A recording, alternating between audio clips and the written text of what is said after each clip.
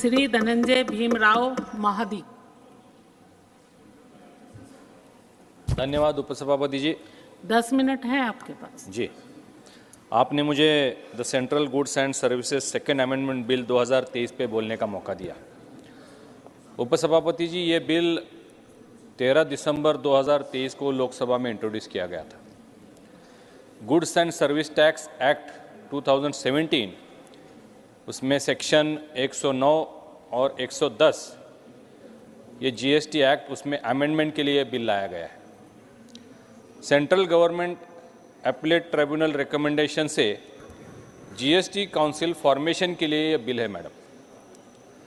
GST council में एक president, एक जुडिशियल मेंबर और 2 टेक्निकल मेंबर्स होंगे, ऐसा प्रस्ताव है। जो फॉर्मेशन जुडिशियल मेंबर्स का होगा, उसमें जो चयन होगा, जुडिशियल मेंबर के लिए जज या फिर हाईकोर्ट जज या फिर डिस्ट्रिक्ट जज जिनका 10 साल का सर्विस एक्सपीरियंस है, उनका चयन हो सकता है। इस बिल में एडवोकेट्स को भी चयन करने का प्रोविज़न है मैडम, जिसको 10 साल का इनडायरेक्ट टैक्सेशन का अनुभव है, वो भी इसमें शामिल हो सकते हैं। इस बिल में प्रेसिडेंट्स और मेंबर्स की आयु निश्चित की गई है। कम से कम 50 उम्र होना ज़रूरी है। पहले प्रेसिडेंट की उम्र 67 थी, वो अब 70 कर दी गई है। मेंबर्स की उम्र 65 थी, वो अब 67 ईयर्स कर दी गई है। अगर कोई क्लेम्स डिनाई होते थे तो उन्हें सेकेंड चांस नहीं मिलता था, जिसकी वजह से ये सभी लोग, सारी कंपनियां हाईकोर्ट जाते थे और ये हाईकोर्ट की जो केसेस की संख्या है वो लगभग 6 करोड़ के आसपास हाईकोर्ट में है। मेरे ख्याल से जब ये ट्राइब्यूनल फॉर्मेशन होगा तो ये हाईकोर्ट का बर्डन कम होगा और इन लोगों को न्याय मिलने में सुविधा होगी। ये जीएसटी कानून उपसभापति जी आधुनिक भारत निर्माण में एक बहुत बड़ा योगदान देगा। विकसित भारत संकल्प का जो सपना हमारे आदरणीय प्रधानमंत्री मोदी जी ने देखा है, वो पूरा करने में ये जीएसटी कानून बहुत बड़ा सहयोग देगा। उपसभापति जी, 2017 में जब ये जीएसटी कानून लाया गया, तब केंद्र के 17 और राज्यों के 13 अलग अलग कानून थे। उसको खारिज करके ये जीएसटी कानून लाया गया।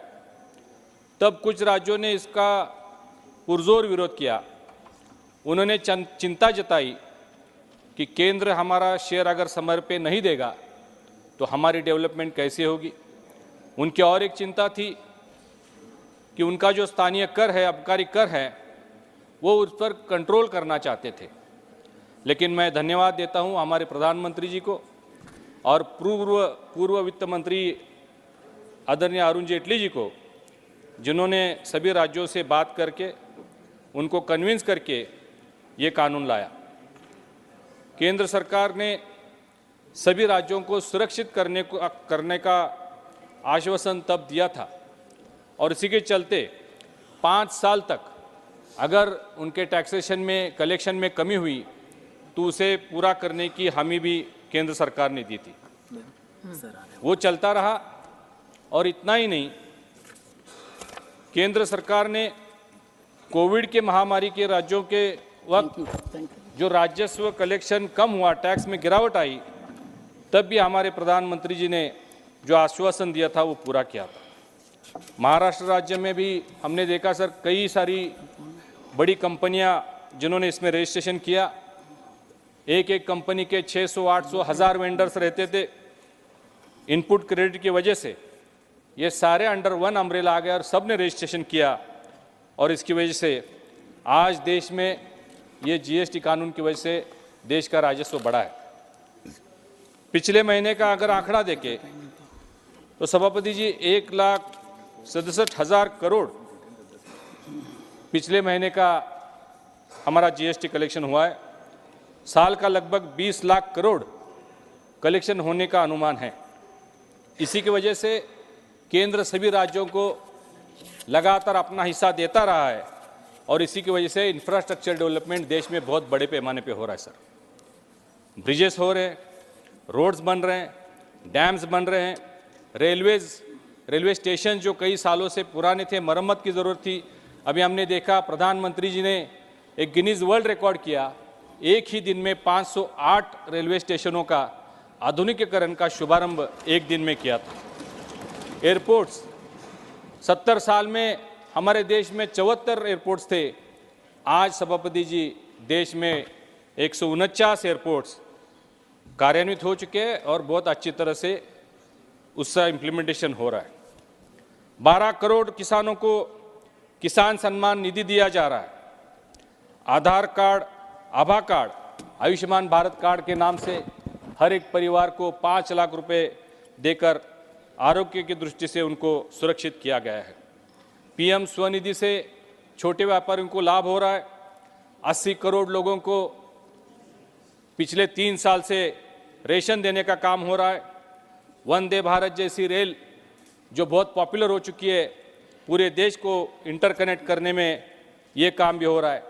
कई सारे शहरों को मेट्रो से जोड़ा जा रहा है। ये सभी पैसा लोक कल्याणकारी काम में खर्च करने का काम केंद्र सरकार कर रही है।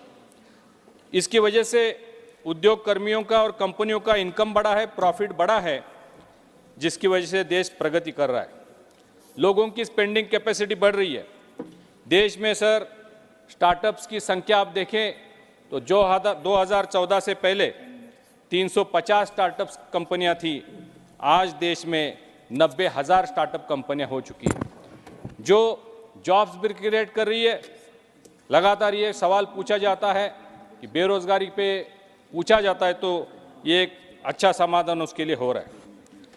हमारे देश में 2014 से पहले 2 कंपनियां थी जो मोबाइल मैन्युफैक्चरिंग करती थी। सर आज 200 से ज़्यादा कंपनियां देश में मोबाइल मैन्युफैक्चरिंग कर रही है। एमएसएमई सेक्टर बहुत तेज़ी से बढ़ रहा है सर। एमएसएमई सेक्टर में आज 13.4% की ग्रोथ हम देख रहे हैं। डीमैट अकाउंट की बात हुई सर, 2014 से पहले देश में सिर्फ 2 करोड़ डीमैट अकाउंट्स थे, आज 11.5 करोड़ डीमैट अकाउंट्स देश में है सर। इंटरनेट, आज हमारे देश में करीबन 88 करोड़ लोग इंटरनेट का भी इस्तेमाल कर रहे हैं। तो इसके माध्यम से हम देख सकते हैं किस तरह लोगों की स्पेंडिंग कैपेसिटी बढ़ रही है सर। सभी एयरपोर्ट्स अच्छे चल रही हैं, सभी होटल्स अच्छे चल रहे हैं, रेस्टोरेंट्स, आप एयरपोर्ट्स में आप फ्लाइट की बुकिंग्स देखिए, बहुत अच्छा रिजल्ट इस वजह से आ रहा है सर। और ये सब करते वक्त, ये सब ऑनलाइन करने की वजह से बहुत बड़ा फायदा देश का हो रहा है। ऑनलाइन प्रणाली की वजह से अभी ये फेसलेस कर दिया गया है, किसी को गवर्नमेंट ऑफिस जाने की ज़रूरत नहीं है, किसी को मिलने की ज़रूरत नहीं है, किसी को घूस देने की ज़रूरत नहीं है। इससे करप्शन पूरी तरह खत्म हो चुका है सर। मेरी बस एक मांग है आदरणीय वित्त मंत्री जी से कि पेट्रोल और डीजल को भी जीएसटी के दायरे में लाना ज़रूरी है सर। केंद्र सरकार ने कई बार कोशिश की, लेकिन जो नॉन बीजेपी गवर्नमेंट है, जो राज्य है, उन्होंने इसे लागू करने से मना किया है। हमारे महाराष्ट्र में भी सर 2 साल पहले हमारी सरकार नहीं थी, तो वहाँ पे मना किया गया था। जब 2 साल पहले केंद्र ने डीजल पेट्रोल के रेट कम किए थे, तब महाराष्ट्र में हमारी सरकार नहीं थी।